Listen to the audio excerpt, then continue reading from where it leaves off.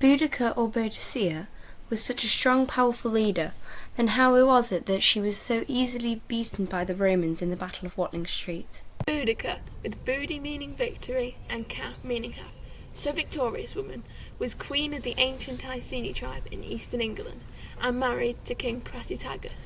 During her lifetime, she would fiercely battle against Emperor Nero and the Roman army due to the unfairness of the Romans. She was forcefully tortured by the Romans for fighting for her land, and her people's rights. What did Boudica do? Boudica led an uprising against the Roman Empire and failed. Boudica's army defeated a detachment of the Legio Ajax Hispania and burnt down both Londinium, which is London today, Eulaminium, which is St Albans today, and Camulodunum, which is Colchester today. 70,000 Romans and Britons were killed by Boudica's followers. A quick timeline. Firstly, the death of Prasutagus stated that the land must be left with two daughters, wife, who is Boudica, and the Emperor Nero. During this time, the Romans were quickly expanding their empire due to their imperialistic mindset and desire to expand. As well as this, the British were hoping to secure more land to be able to develop further. In 43 CE, Rome invaded southeast Britain, and although it was gradual, they were still able to defeat multiple kingdoms and ally with lots too.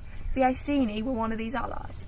After Prasutagus' death, the Emperor Nero ignored his will to leave his land to his family, and had Boudica flogged and her two daughters raped. Roman finances were called in loans, with increased taxation on the Iceni. This caused Boudica to lead an uprising, allied with the Trinovantes. She went for Camulodunum first and set fire to the temple of Claudius. Next she attacked Londinium, burnt the city, which was very important to the Romans, and killed everyone who couldn't escape.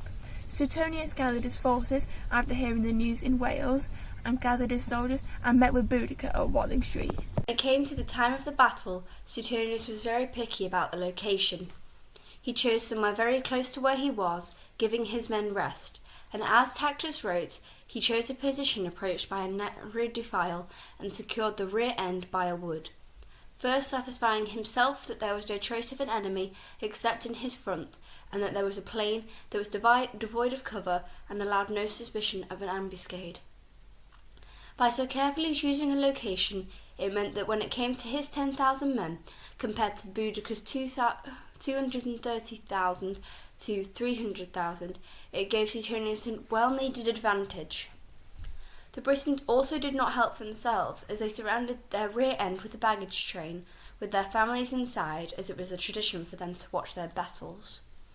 This means that both sides were surrounded, so there was no way for either to retreat if necessary. To start, Boudica and her chariots charged off ahead, while the Romans stood their ground, and they attacked, attempting to weaken the Romans, before retreating and coming behind the soldiers on foot. The rest of the Britons charged ahead in a huge crowd, while the Romans stood their ground. And once in range, the Romans threw their waves of javelins, which would have easily taken out the first few ranks of Britons. Then the Romans set off in a wedged formation, further disrupting the Briton line, leading to lots of confusion throughout. Using their combat skills, the Romans pushed their way through, killing as many people as they could as they got closer and closer to the edge of the baggage train, until when they reached it, having killed as many people as they could. And then they killed those in the baggage train too. Tacitus, a Roman, says that 80,000 fell with a mere loss of 400 Romans. One of the reasons as to why Boudica lost this battle is because the Roman army had a very good weaponry and armour to use against her